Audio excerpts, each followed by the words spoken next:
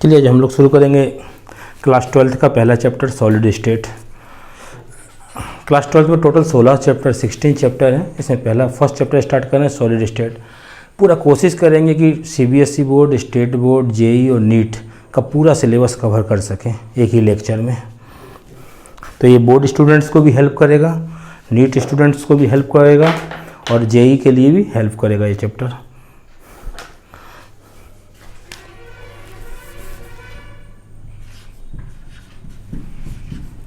Unit first. इस chapter का NEET में क्या वेटेज है सर? नीट में क्वेश्चंस आते हैं इसके, अधिकांश ऐसे क्वेश्चंस कैसे आते हैं, डिफेक्ट से आ जाता है क्वेश्चन या पैकिंग एफिशिएंसी से क्वेश्चन इसमें से आए हुए हैं। क्वेश्चन आता है हर साल, एक ना एक क्वेश्चन आएगा जरूर।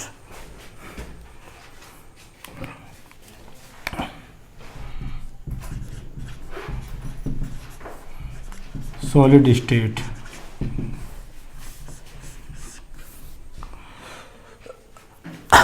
देखो, we know that there are 3 states of matters, solid, liquid and gas. अगर पार्टिकल्स की बात करें तो पार्टिकल्स के बीच में जो intermolecular difference, interatomic difference या इंटर आयोनिक डिस्टेंस होता है, डिफरेंस वर्ड यूज कर रहा हूँ, डिस्टेंस बोलेंगे हम लोग, तो सबसे ज़्यादा डिस्टेंस किस में होता है? गैस के पार्टिकल्स में। उससे कम डिस्टेंस किस में होता है?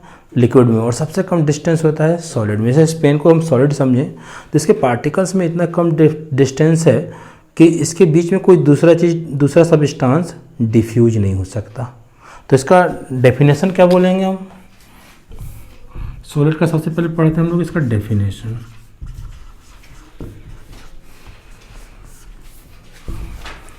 इसका डेफिनेशन क्या होगा? Particles are closely packed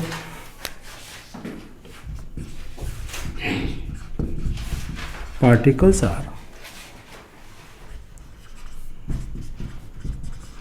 closely packed and held together by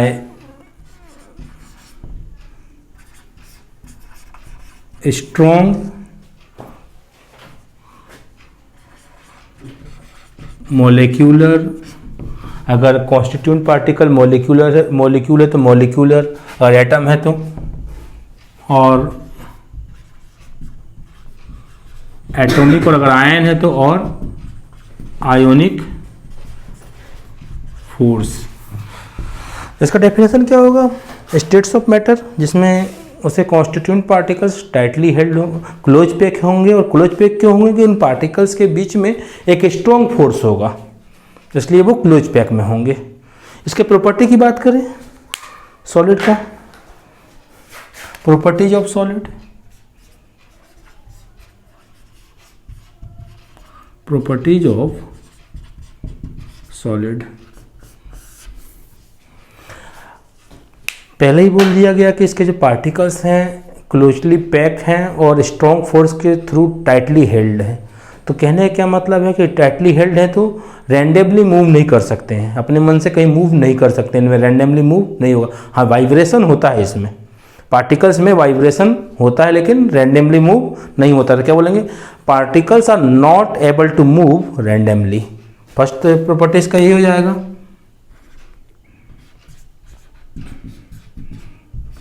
Particles are not able to move randomly.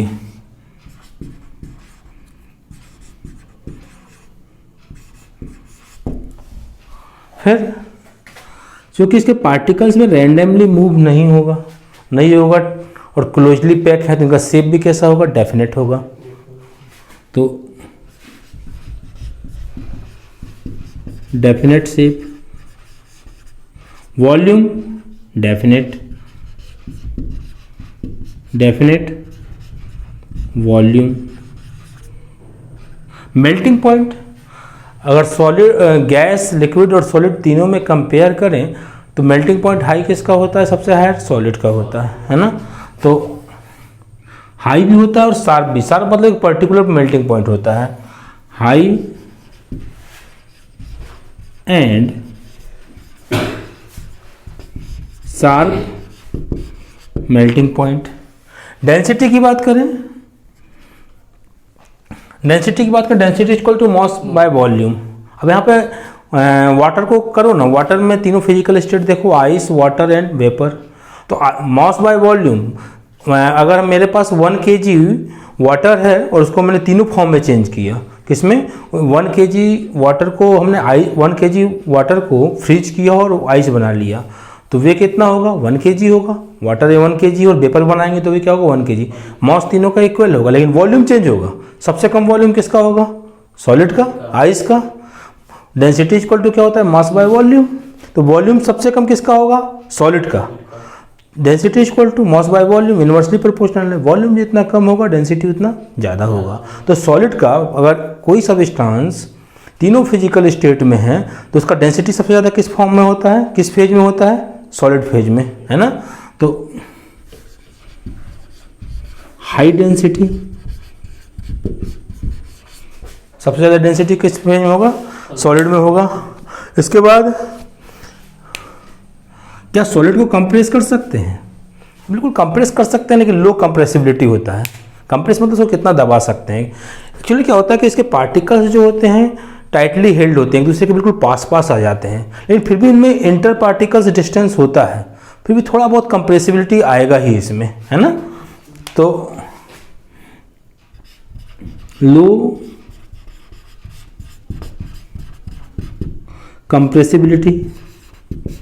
Compressibility कैसा होगा, लो होगा। और डिफ्यूजन भी लो होगा। अच्छा, डिफ्यूजन सबसे ज़्यादा किस में होता है, गैस में, उससे कम किस में, लिक्विड में, और सबसे कम किस में, सॉलिड में। डिफ्यूजन इस बात पर डिपेंड करता है कि इंटर पार्टिकल्स डिस्टेंस कितना है। गैस में तो इतना ज़्यादा डिस्टेंस है कि पूरा का पूरा बिल्डिंग भी गैस के बीच में ही खड़ा हुआ है ना। लिक्विड में भी डिस्टेंस होता है, तभी तो हम वाटर में सॉल्ट को डिजॉल्व करते हैं। तो किसका एग्जाम्पल है, डिफ्यूजन का एग्जाम्पल है। सॉल्ट क्या होता है कि सॉल्ट उसके हर एक कोने तक, हर एक कॉर्नर तक इक्वल फॉर्म में डिफ्यूज हो जाता है ना। स्ट्रॉ लिया जाए, सबसे ऊपर के हिस्से से एक सिप लिया जाए और सबसे नीचे के हिस्से से एक सिप लिया जाए, दोनों का टेस्ट इक्वल आएगा, जो ये बात को प्रूव करता है कि सॉल्ट का डिफ्यूजन वाटर में कैसा हुआ है, इक्वल फॉर्म में हुआ है। ठीक है। और सॉलिड में भी डिफ्यूजन होता है, लेकिन टाइम के साथ होता है। जैसे इसी बोर्ड को देखो ना, कल इस पर कुछ लिखा गया था और मिटाया नहीं गया था, और आज मिटा रहे देख रहे हो, अंदर वाइट दिख रहा है, क्या डिफ्यूज हुआ है ना। डिफ्यूज समय के साथ। या गिफ्ट का रेपर, कोई गिफ्ट को कलर्ड पॉलीथीन से क्या किया गया, रैप कर दिया गया, पूरा उसको लपेट कर रख दिया गया, और 1 हफ्ते बाद खोला गया, 1 मंथ बाद खोला गया, तो क्या होगा, देखोगे उसका कलर आ जाता है, उस पैकेट पे उसका कलर आ जाता है। क्यों आता है, कि डिफ्यूजन होता है। सॉलिड में भी डिफ्यूजन होता है, लेकिन लो डिफ्यूजन होता है। तो low diffusion, that is the properties of solid. Next topic देखते हैं इसमें हम लोग, type of solid.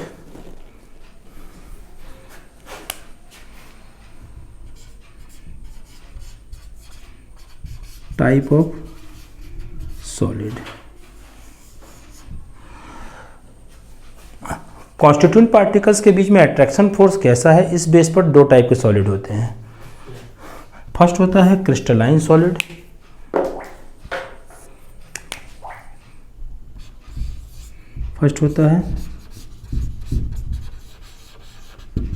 Crystalline solid.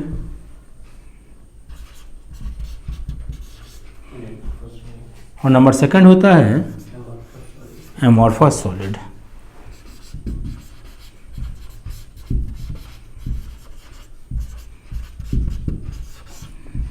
Crystalline solid को ट्रू सॉलिड भी बोला जाता है, ट्रू सॉलिड, क्योंकि सॉलिड की जितनी भी प्रॉपर्टीज हैं उसको पूरी तरह से फॉलो करता है। और इसको बोलते हैं स्यूडो सॉलिड। और स्यूडो सॉलिड बोलने का रीजन है कुछ प्रॉपर्टी को कंडीशंस पे चेंज कर देता है। टेम्परेचर का कंडीशन होगा या टाइम इंटरवल ज़्यादा हो जाए तो भी चेंज हो जाता है। एमॉर्फस सॉलिड, और इसको सुपर कूल्ड लिक्विड भी बोलते हैं, सुपर कूल्ड लिक्विड भी बोलते हैं। इतना नोट किया करो, उसके बाद इसके कंपेयर करते हैं। इसको नोट करो पहले।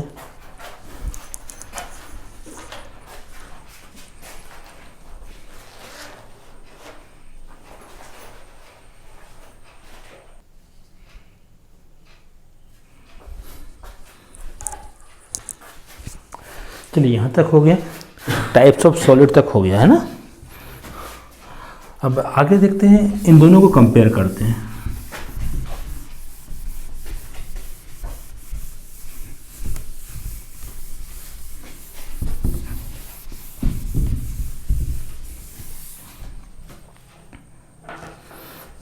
There are two types of solid. Number one, crystalline solid.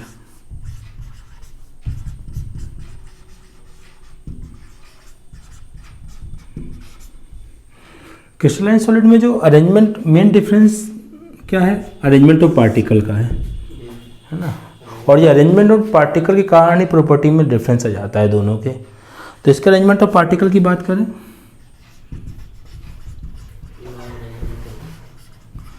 Arrangement of particles, इसमें पार्टिकल्स होते हैं वो लॉन्ग रेंज ऑर्डर में होते हैं।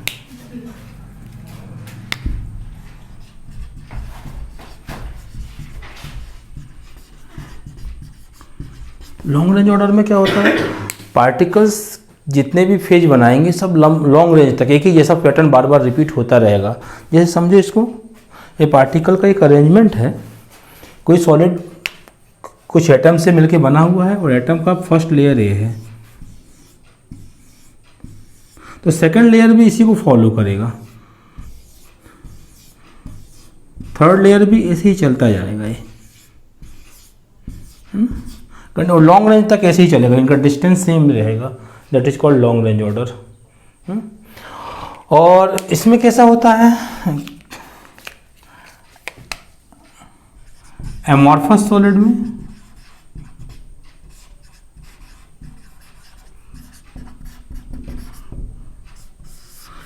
सॉलिड में जो पार्टिकल का अरेंजमेंट होता है वो कैसा होता है?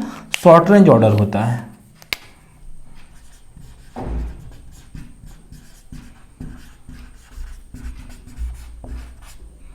शॉर्ट रेंज ऑर्डर से मतलब समझो ये कि ये पार्टिकल्स का अरेंजमेंट है, ये अरेंजमेंट हुआ है ना, यहाँ पे भी यही चल रहा है, यहाँ आके डिस्ट्रॉय हो गया। अब ये पार्टिकल जो एक ही अलाइन में आना था, अपना अलाइन उसने चेंज कर दिया है ना, और यहाँ पे भी फिर अलाइन चेंज हो गया। That is called short range order.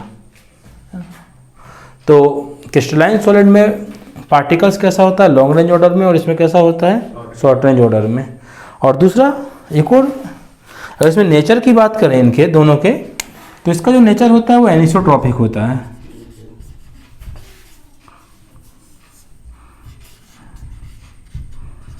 Anisotropy होता है। एनिसोट्रॉपी मतलब different direction, different arrangement of particle, इसका मतलब ये होगा।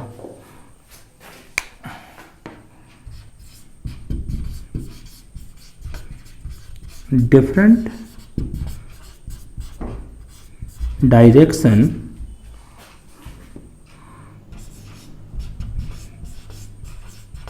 डिफरेंट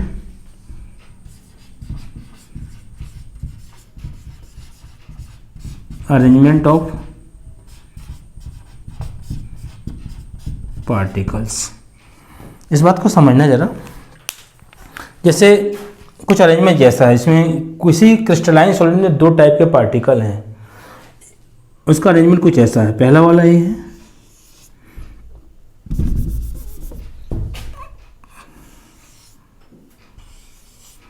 और दूसरे वाले पार्टिकल्स का अरेंजमेंट कुछ इस तरह से है।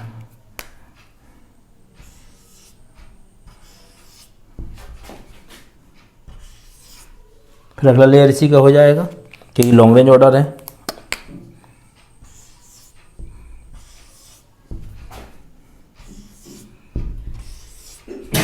फिर अगला लेयर इसी का हो जाएगा।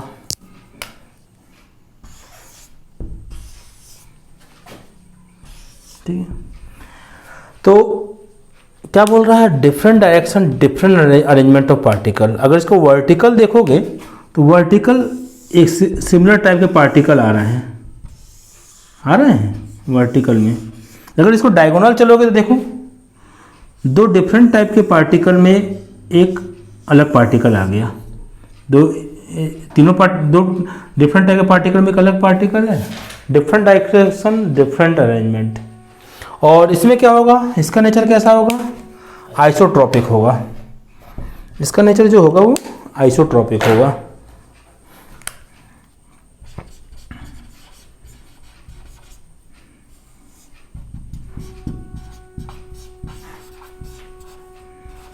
आइसोट्रॉपी होगा तो मतलब क्या होगा, different direction same arrangement of particle, different direction same arrangement of particle.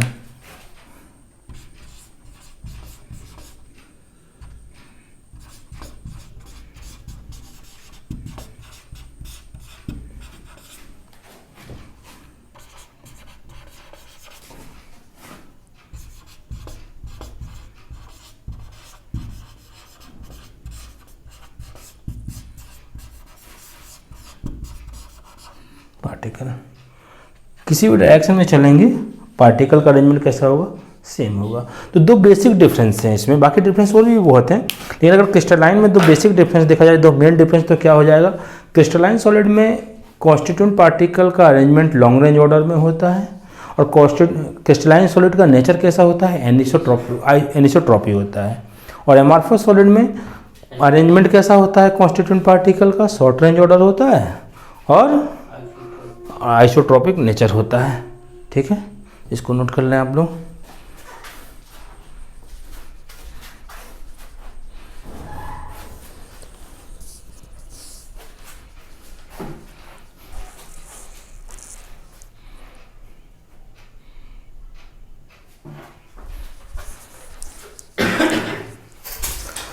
आइए दोनों के बीच में डिफरेंस देख लें हम लोग।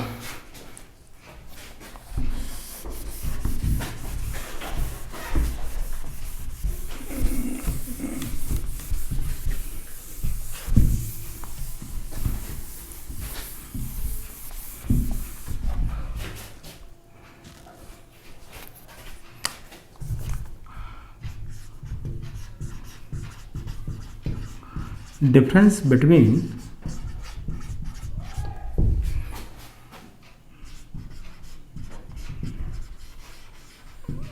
crystalline solid and amorphous solid. Amorphous solid कुछ प्रॉपर्टी के बेस पे इनका डिफरेंस देख सकते हैं हम लोग। तो बात समझें इसका हम,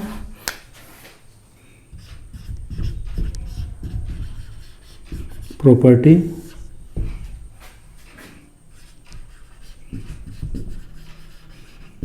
क्रिस्टलाइन सॉलिड और ये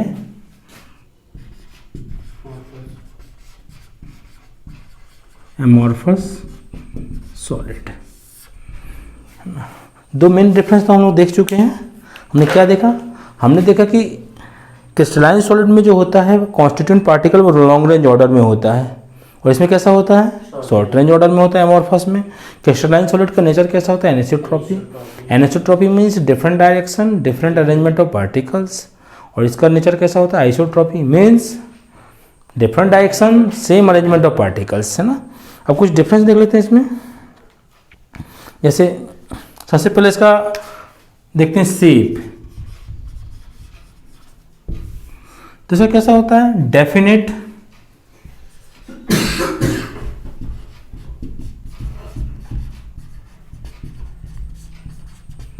कैरेक्टरिस्टिक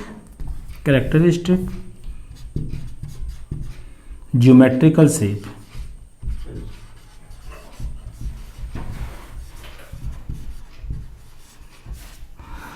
कैरेक्टरिस्टिक जियोमेट्रिकल शेप मतलब समझ रहे हो, जब क्रिस्टलाइन सॉलिड में क्या होता है, पार्टिकल्स जब अरेंज होते हैं तो उनमें कोई एंगल बनेगा, डिस्टेंस बनेगा, एज बनेगा, तो सब कैसा होगा, डेफिनेट होगा, है ना। एक यूनिट में जो एज का डिस्टेंस होगा, जो एंगल होगा, दूसरे यूनिट में भी वही मिलेगा तुम्हें, अलग नहीं मिलेगा। इसलिए क्या बोला जा रहा है, definite characteristic geometrical shape. Means एक क्रिस्टलाइन सॉलिड आपके पास रखा हुआ है, उसका एक सेक्शन का, एक यूनिट का आपने स्टडी कर लिया तो मतलब सारे यूनिट वैसे ही मिलना है, अलग अलग नहीं मिलना है। ठीक, इसके बाद इसका शेप कैसा होता है, इसका शेप इरेगुलर शेप होता है। इरेगुलर शेप मतलब अलग अलग टाइप में या एक ही सबस्टांस में अलग अलग सेक्शन में अलग अलग बॉन्ड एंगल मिल जाएगा तुम्हें, अलग अलग एज मिल जाएगा। ठीक, ये हो गया इसका पहला डिफरेंस। दूसरा टाइप, पहले उसके पहले देखते हैं मेल्टिंग पॉइंट। इसका मेल्टिंग पॉइंट कैसा होता है, sharp and sharp, sharp and characteristic temperature. Sharp से मतलब क्या है, कोई क्रिस्टलाइन सॉलिड को मेल्ट कर रहे हैं तो एक डेफिनेट टेम्परेचर पर जाकर वो मेल्ट हो जाएगा, है ना। और इसका कैसा होगा, इसका इरेगुलर होगा, है ना। या पहले सॉफ्ट, ये सॉफ्टन होता है पहले, है ना। इसको वर्ड यूज कौन सा करेंगे, सॉफ्टन, पहले सॉफ्ट होगा फिर ये मतलब एक वर्ड यूज करूँ कि धीरे धीरे ये मेल्ट होगा, एक ही टेम्परेचर पे जाके मेल्ट नहीं होगा। तो इसके लिए वर्ड यूज करेंगे हम क्या, ग्रेजुअली सॉफ्टन। क्या बोलेंगे, gradually soften over a range of temperature, है ना।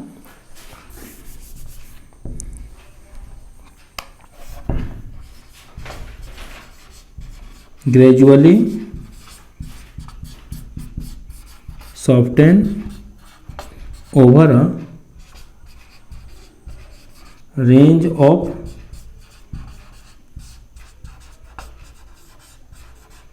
टेम्परेचर। मेल्टिंग पॉइंट्स के बाद आगे बढ़ते हैं अगर हम इसमें, arrangement of particle, arrangement of particles.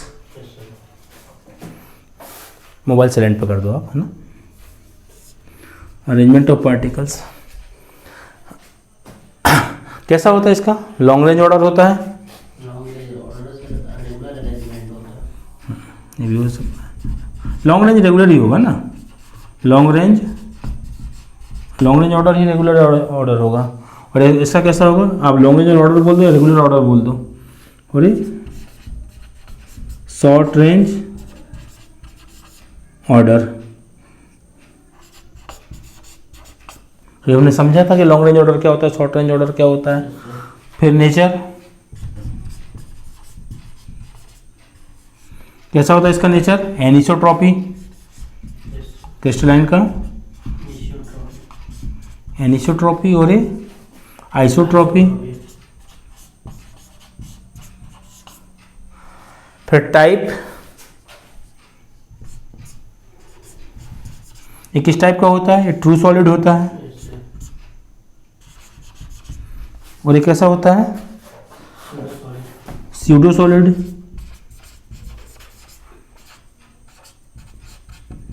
और इसी को क्या बोल देते हैं, super cooled liquid. Super cooled liquid से मतलब क्या है, लिक्विड में एक प्रॉपर्टी होता है फ्लो, बहाव का, है ना। जितने भी एमॉर्फस सॉलिड होते हैं उनमें टाइम के साथ फ्लो हो जाता है। जैसे देखते हो कि ट्रेन के कंपार्टमेंट, जो पुराने कंपार्टमेंट हैं उनकी विंडो को देखना, ऊपर से हिलते रहते हैं, नीचे से टूटे रहते हैं। रीजन क्या है, एक लॉन्ग टाइम के बाद ऊपर के जो पार्टिकल्स हैं ग्लास के, वो उन्हें फ्लो ग्रेविटी फोर्स के तरफ होता है, ऊपर के पार्टिकल्स बहते हुए नीचे की तरफ आते हैं। ऊपर से उसका थिकनेस कम हो जाता है, नीचे से उसका बढ़ जाता है। ऊपर से थिकनेस कम होगा, फ्रेम को छोड़ देगा, हिलने लगेगा। और फ्रेम तो वही है, नीचे आएगा तो क्या होगा, टूट के गिरने लगेगा। तो फ्लो होता है क्योंकि उसमें। इसलिए समझदार लोग जब घर बनाते हैं ना, तो अपने घरों में कांच की खिड़कियां नहीं लगवाते हैं। क्यों, क्योंकि उनमें फ्लो होता है ना। हालांकि मूवी तो कुछ और कहता है, कैसा डायलॉग है ना, कौन सा वो राजकुमार की मूवी है, जिनके घर शीशे के होते हैं वो दूसरों के घर पत्थर नहीं फेंका करते, ये ना कुछ ऐसे डायलॉग। अगला एनिसोट्रॉपिक नेचर के बाद हीट ऑफ फ्यूजन।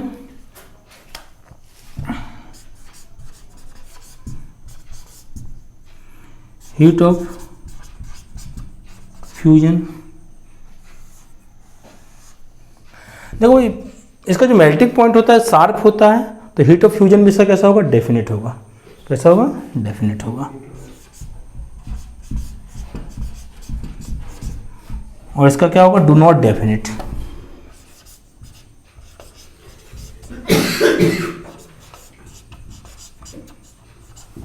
ठीक है। और लास्ट पॉइंट देख लेते हैं एग्जाम्पल। नहीं, एक और चीज़ देख लेते हैं इसमें, क्लीवेज प्रॉपर्टी। क्या देख लेते हैं हम लोग, क्लीवेज प्रॉपर्टी। इसका क्लीवेज प्रॉपर्टी कैसा होता है, शार्प, है ना, sharp and cut into two smooth and plain surface। जितने भी क्रिस्टलाइन सॉलिड को अगर कट किया जाएगा, है ना, तो क्या होगा, दो स्मूथ सरफेस में वो चेंज हो जाएगा उसका प्लेन, और जो जहाँ से काटा जाएगा वहाँ से उसका सरफेस कैसा होगा, प्लेन होगा। उसका रीजन क्या है, लॉन्ग रेंज ऑर्डर। जैसे समझो ना इसको कि यहाँ समझा दे रहा हूँ मैं, ये लॉन्ग रेंज ऑर्डर में पार्टिकल हैं, तो जाहिर सा बात है सभी तरफ उनका अलाइन एक जैसा होगा, एक ही लाइन में होंगे। आपने यहाँ से नाइफ रख के काटना शुरू किया, है ना, तो अगर यहाँ उसको पार्टिकल मिल रहा है, इसके नीचे ही पार्टिकल मिलेगा, इसके नीचे ही पार्टिकल मिलेगा। अगर आपने इस नाइफ को यहाँ रख के रखा, तो अगर यहाँ इसको इंटर पार्टिकल स्पेस मिल रहा है, तो इधर भी उसको यही मिलना है, सब जगह एक ही जैसा मिलना है ना। अगर आप इसको ऐसे काटना चाहते हो डायगोनल, तो अगर उसको यहाँ पार्टिकल मिल रहा है तो यहाँ भी मिलेगा, यहाँ भी मिलेगा। कहीं से भी काटोगे शार्प कटेगा, और दो प्लेन स्पेस में, स्मूथ स्पेस में कट जाएगा। ये दोनों सरफेस कैसे होंगे, जहाँ से कटेगा स्मूथ होगा, लेकिन इसमें कैसा होगा, इरेगुलर होगा। कटेगा तो ये भी, लेकिन कैसा होगा, इरेगुलर, क्योंकि इसमें शॉर्ट रेंज ऑर्डर होता है। इसका ऑर्डर कुछ इस टाइप से होता है। मान लो पार्टिकल का अरेंजमेंट है, ये भी इसी को फॉलो कर रहा है, लेकिन यहाँ पे फॉलो नहीं कर रहा है ना। अब समझो कि मैंने यहाँ से रख के इसको काटना शुरू किया, तो यहाँ पे इसको क्या मिल रहा, पार्टिकल मिल रहा है, यहाँ मिल रहा, लेकिन यहाँ तो अचानक उसको स्पेस आया तो स्लिप हो जाएगा। और अगर यहाँ से रख के काटना शुरू किया, यहाँ आया, यहाँ आया, यहाँ इसको पार्टिकल, यहाँ पूरा स्पेस मिल रहा है, और यहाँ आकर इसको पार्टिकल मिला तो स्लिप हो जाना है इसको। तो किसी भी हाल में कैसा होगा, इरेगुलर होगा। इसके एग्जाम्पल्स क्रिस्टलाइन सॉलिड के, हालांकि हमको पढ़ना तो यही है। इसके एग्जाम्पल में डायमंड, ग्रेफाइट, सोडियम क्लोराइड, जितने भी आयोनिक कंपाउंड हैं सब। और एमॉर्फस सॉलिड, इसके एग्जाम्पल्स ध्यान रखो क्योंकि इसको नहीं पढ़ना है, अब हम इसको यहीं छोड़ देना है ना। तो इसके एग्जाम्पल अधिकांश बोर्ड एग्जाम में कैसे पूछा जाता है, या नीट वगैरह में, ग्लास इसका एग्जाम्पल है, रबड़ इसका एग्जाम्पल है, और जितने भी पॉलीमर हैं सब इसके एग्जाम्पल हैं। जितने भी पॉलीमर से मतलब क्या हो गया यहाँ पे, जैसे पॉलीथीन, बेकेलाइट, मेलामाइन, ब्यूनायस, ब्यूनाइन, सब एमॉर्फस सॉलिड है। ठीक, इसको नोट कर लें आप, इसके बाद आगे पढ़ते हैं हम लोग।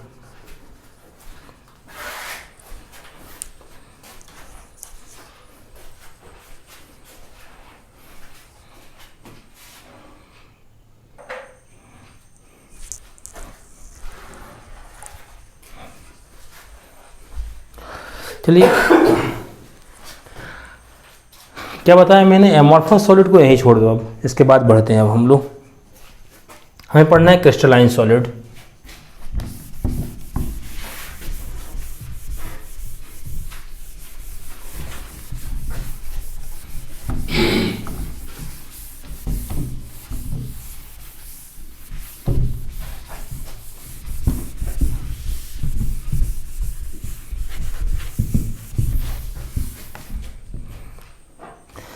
पढ़ते हैं classification of crystalline solid.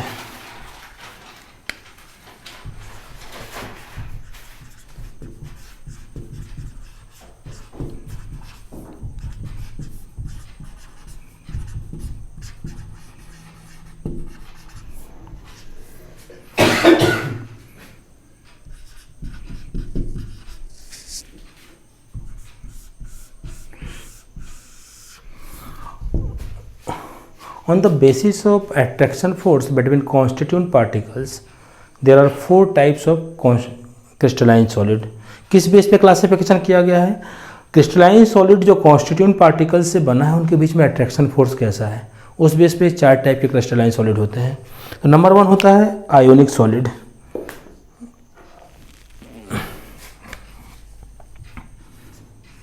Number 1 ionic solid. Constituent particles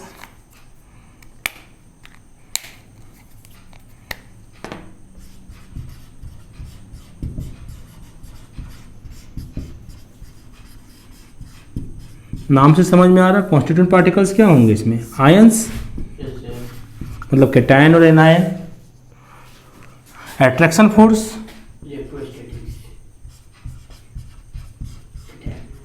attraction force between constituent particles. Electrostatic force,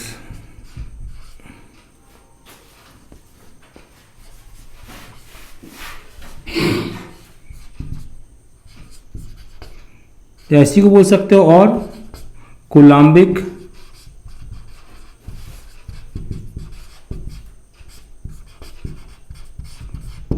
attraction force.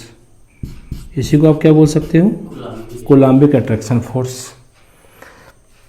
इसके बाद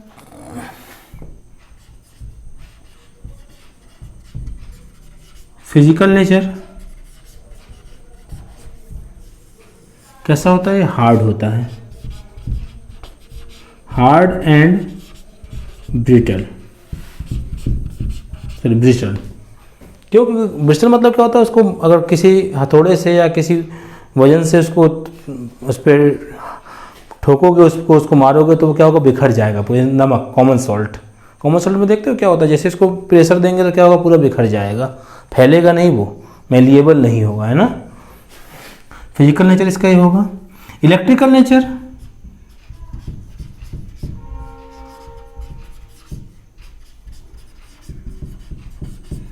इसका इलेक्ट्रिकल नेचर कैसा होगा? सॉलिड स्टेट में इंसुलेटर होते हैं.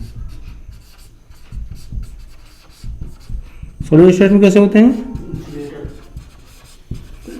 इंसुलेटर मतलब जिनमें से इलेक्ट्रिक करंट पास नहीं हो सकता है. इसका रीजन क्या है? इलेक्ट्रिक करंट पास होने के 2 ही रीजन हो सकते हैं. या तो सबस्टांस में मोबाइल इलेक्ट्रॉन है ना, फ्री इलेक्ट्रॉन है, या फिर क्या है, उनमें फ्री आयन मूव कर रहे हों. इलेक्ट्रोस्टैटिक फोर्स होता है. इलेक्ट्रोस्टैटिक फोर्स से कैसा होता है? कूलाम्बिक फोर्स से टाइटली हेल्ड होते हैं, फ्रीली मूव भी नहीं करते हैं सॉलिड स्टेट में. लेकिन अगर इनको मोल्टन स्टेट में देखें, मोल्टन, और इनको एक्वस स्टेट में देखें, एक्वस स्टेट मतलब वाटर में इसको डिजोल्व कर दिया जाए, या फिर इनको फ्यूज्ड स्टेट में देखें, तो कैसे होते हैं? कंडक्टर होते हैं, है ना. इस स्टेट में, सॉलिड स्टेट में इंसुलेटर होते हैं. बाकी मोल्टन स्टेट, एक्वस स्टेट और फ्यूज स्टेट में कैसे होते हैं? कंडक्टर होते हैं. क्यों? कि इन स्टेट में क्या होता है? ये आयंस इनके फ्रीली मूव करने लगते हैं. कॉमन सॉल्ट को वाटर में डिजोल्व करेगा तो Na+ और Cl- में कन्वर्ट हो जाएगा. वो Na+ और Cl- फ्रीली मूव करेगा, है ना. इसके बाद मेल्टिंग पॉइंट. आयोनिक सॉलिड का मेल्टिंग पॉइंट हायर होता है. मेल्टिंग पॉइंट हाई होता है. फिर एग्जाम्पल, सारे आयोनिक कंपाउंड, जितने भी आयोनिक कंपाउंड है ना, आयोनिक,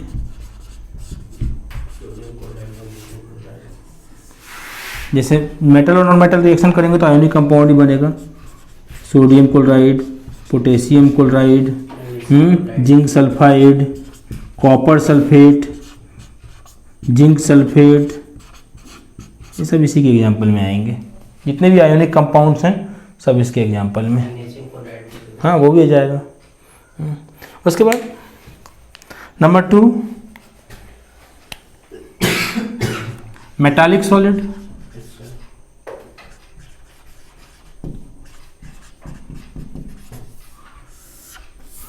मेटालिक सॉलिड में कॉन्स्टिट्यूएंट पार्टिकल मैं थोड़ा शॉर्ट फॉर्म लिख रहा हूँ, Cp। कॉन्स्टिट्यूएंट पार्टिकल्स क्या होगा? मेटल हो। नहीं, मेटल नहीं होगा इसमें होगा kernel and mobile electron. Kernel and mobile electron. अब समझो क्या होता है कर्नेल और क्या होता है मोबाइल इलेक्ट्रॉन। अगर कंसिडर किया जाए कि एक मेटल सोडियम को लिया जाए, सोडियम का एटॉमिक नंबर होता है 11 और इलेक्ट्रॉनिक कॉन्फ़िगरेशन होगा 1s2 2s2 2p6 और ये 3s1।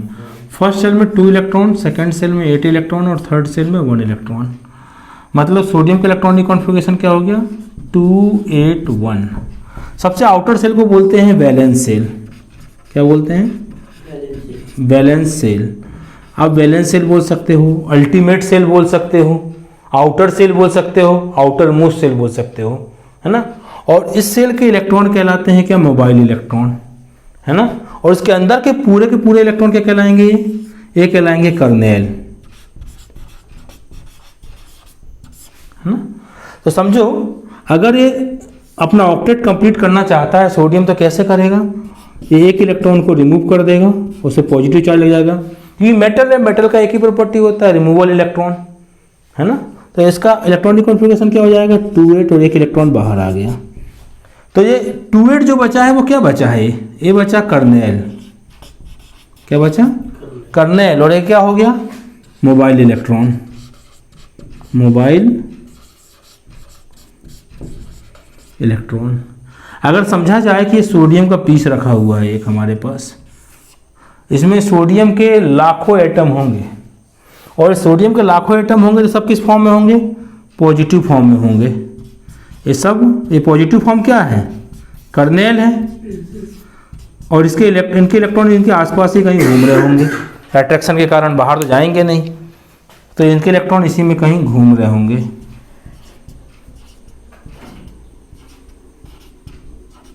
समझ में आया क्या होता है कर्नेल और क्या होता है मोबाइल इलेक्ट्रॉन? तो जितने भी मेटल हैं उनके पीस में 2 ही कॉन्स्टिट्यूएंट पार्टिकल होंगे, कर्नेल और मोबाइल इलेक्ट्रॉन। ये आयरन लगा हुआ है इस डोर में, आयरन का जो हैंडल लगा है तो मतलब कि उसमें आयरन के लाखों एटम होंगे और सब पॉजिटिव फॉर्म में होंगे, उनके मोबाइल इलेक्ट्रॉन के आसपास ही घूम रहे होंगे, है ना। फिर अट्रैक्शन फोर्स, तो इसको लिख लो, इसको इधर का मिटाता हूँ मैं।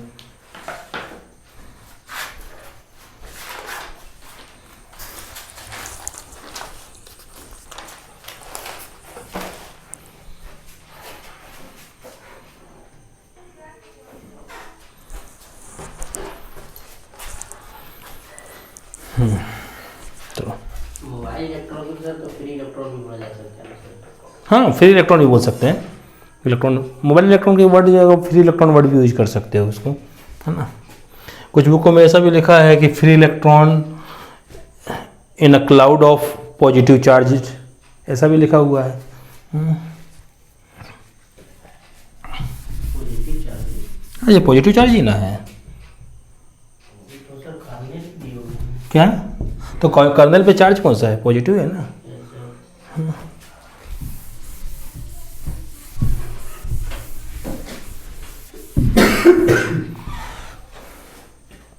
कॉन्स्टिट्यूएंट पार्टिकल्स के बाद अट्रैक्शन फोर्स।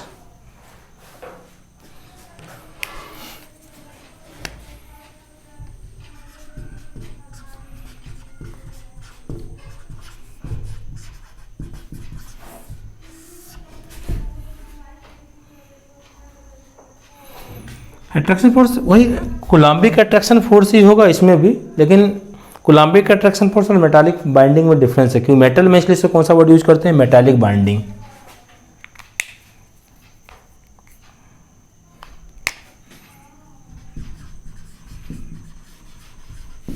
Metallic binding. फिर फिजिकल नेचर,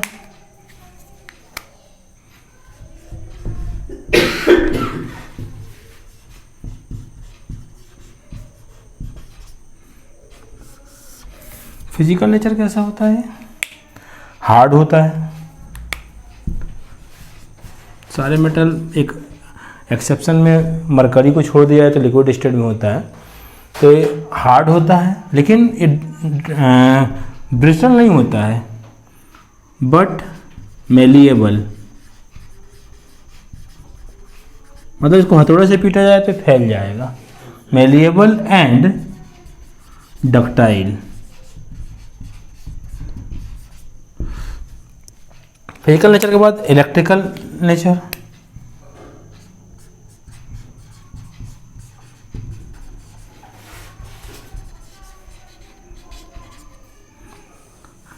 कैसे होते हैं? सारे मेटल कंडक्टर होते हैं, चाहे वो सॉलिड स्टेट में हो चाहे वो मोल्टन स्टेट में हो, सब कैसे होते हैं?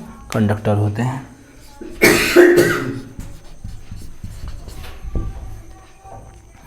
इलेक्ट्रिकल नेचर के बाद एग्जाम्पल नहीं, मेल्टिंग पॉइंट।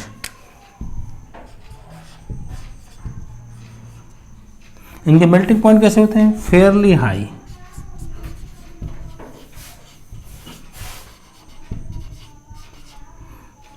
है ना? कैसे होते हैं? फेयरली हाई होते हैं। नेक्स्ट एग्जाम्पल,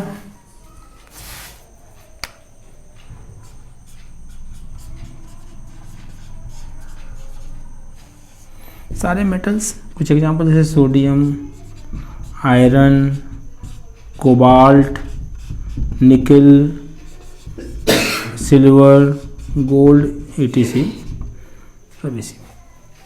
ठीक। नेक्स्ट थर्ड,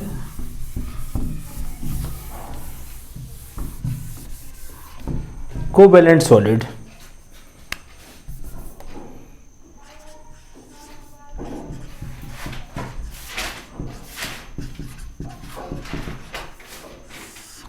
और इसी को बोलते हैं नेटवर्क सॉलिड।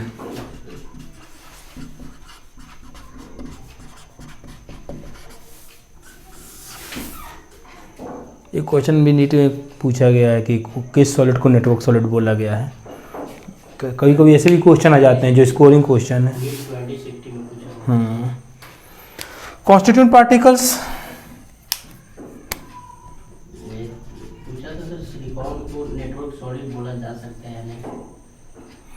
बोला जा सकता है क्योंकि उसमें कोवेलेंट बॉन्ड होता है।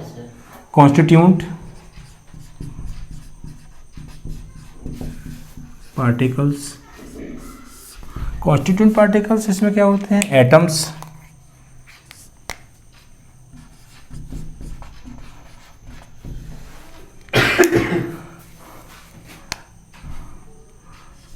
अट्रैक्शन फोर्स,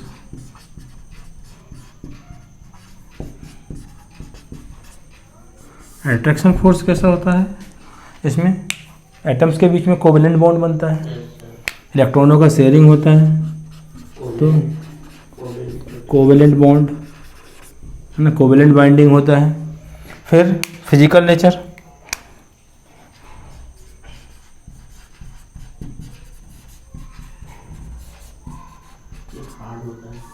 ये सब हार्ड होते हैं, वेरी हार्ड, सबसे ज़्यादा हार्ड यही होते हैं, है ना। इसके बाद electrical nature,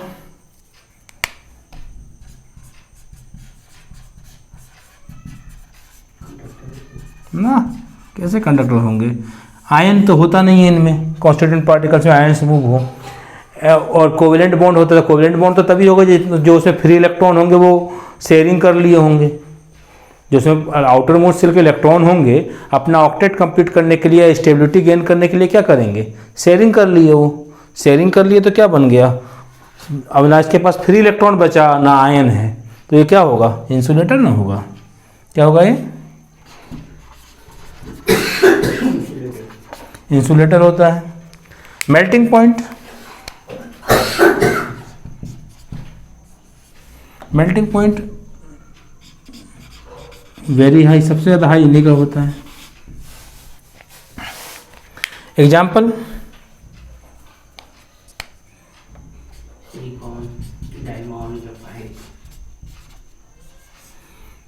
diamond,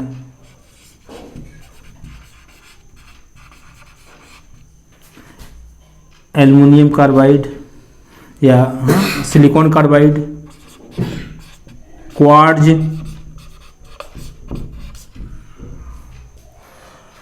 graphite, quartz हो सकता है सर। क्वार्ट्ज कोवेलेंट सॉलिड ही है। ग्रेफाइट क्वार्ट्ज तो सर amorphous solid। ना मैं बताता हूँ, इसको क्लियर कर देते हैं चीज़ को। ग्रेफाइट, अब ग्रेफाइट से मतलब समझो, नहीं सिलिकॉन से ही बोल रहे हो, सिलिकॉन डाइऑक्साइड SiO2, क्वार्ट्ज तो एमॉर्फस में चला जाएगा, है ना। ग्रेफाइट कोवेलेंट सॉलिड तो है, लेकिन ये हार्ड नहीं होता है। कैसा होता है? सॉफ्ट होता है। और ये कोवेलेंट सॉलिड तो है, लेकिन इसमें फ्री इलेक्ट्रॉन होते हैं, तो ये इंसुलेटर ना होकर कैसा होता है? कंडक्टर होता है। बहुत सारे सेलों में से इलेक्ट्रोड बनाए गए हैं, है ना। ये बात करें सिलिकॉन ऑक्साइड का, इसको समझ लो जरा। SiO2 दो फॉर्म में होता है। एक फॉर्म होता है इसका क्वार्ट्ज, मतलब इसमें जो SiO2 होता है वो शॉर्ट रेंज ऑर्डर में होता है। इसमें कैसे होता है? शॉर्ट रेंज ऑर्डर में। एक होता है सैंड, मतलब बालू, SiO2। इसमें कैसा होता है? लॉन्ग रेंज ऑर्डर में होता है। तो जब ये लॉन्ग रेंज ऑर्डर में होता है तो क्या कहलाता है? तब ये क्रिस्टलाइन सॉलिड है। फॉर्मूला दोनों का एक ही है, क्वार्ट्ज और सैंड का, लेकिन सैंड कैसा है? कोवेलेंट सॉलिड है, और ये कैसा है? एमॉर्फस और सॉलिड है। क्यों? क्योंकि शॉर्ट रेंज ऑर्डर में है। ठीक है, ये हो गया तुम्हारा कोवेलेंट सॉलिड। अगला लिख लो इसको, तीसरा लिखते हैं मॉलिक्यूलर सॉलिड।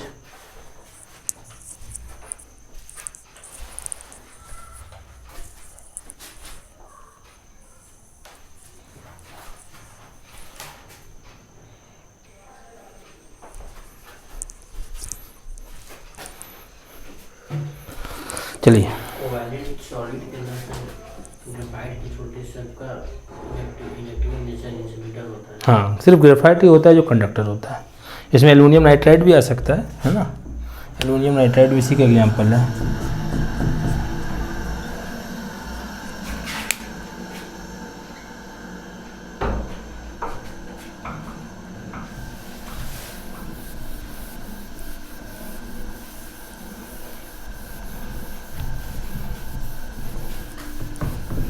लास्ट फोर्थ,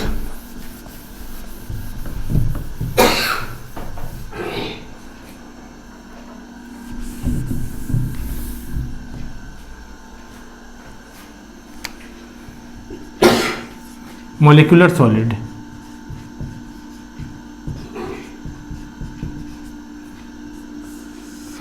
नाम से समझ में आ रहा है, इसमें जो कॉन्स्टिट्यूएंट पार्टिकल होगा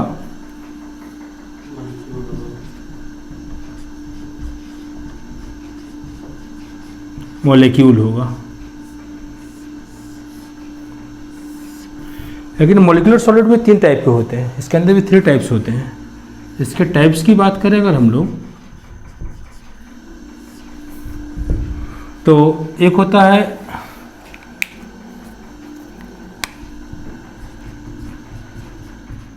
non polar molecular solid,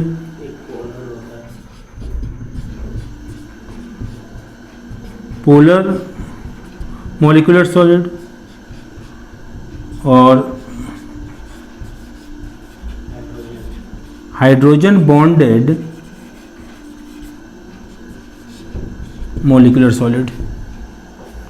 constituent particle सब में मॉलिक्यूल, सब में कैसे होंगे? मॉलिक्यूल होंगे। फिजिकल नेचर,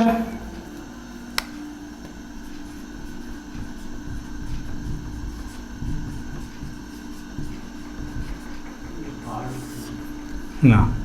नॉन पोलर कैसे? अच्छा, नॉन पोलर मॉलिक्यूलर सॉलिड से मतलब क्या है?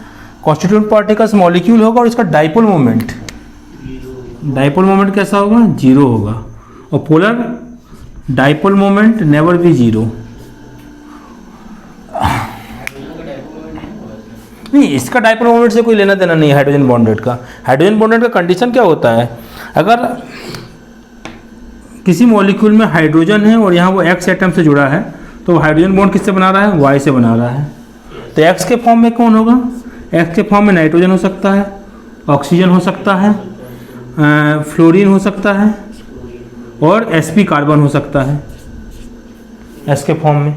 है ना। और वायु के फॉर्म में कौन हो सकता है, नाइट्रोजन हो सकता है, ऑक्सीजन हो सकता है, क्लोरीन हो सकता है, ये सब हो सकते हैं, है ना। इसको हम एक अलग से समझ सकते हैं इसमें। तो इसमें फिजिकल नेचर ऐसा कैसा होता है, सॉफ्ट। पोलर का भी कैसा होता है, सॉफ्ट। और इसका कैसा होता है, हार्ड होता है। फिर इसके बाद फिजिकल नेचर के बाद इलेक्ट्रिकल प्रॉपर्टी या इलेक्ट्रिकल नेचर, तीनों इंसुलेटर होते हैं।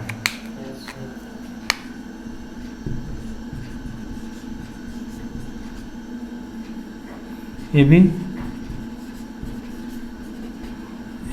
इंसुलेटर।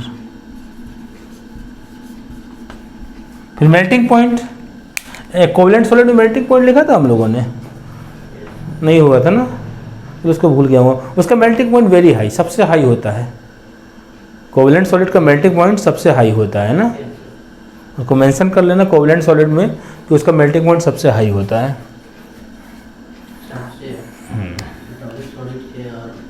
चारों टाइप के सॉलिड में मिलाओगे तो मेल्टिंग पॉइंट सबसे ज़्यादा किसका होगा, कोवलेंट सॉलिड का। इसके बाद इसका मेल्टिंग पॉइंट सबसे लो इसी का होता है, पोलर मोलिकुलर सॉलिड का, very low, low and low. इसके बाद एग्जाम्पल,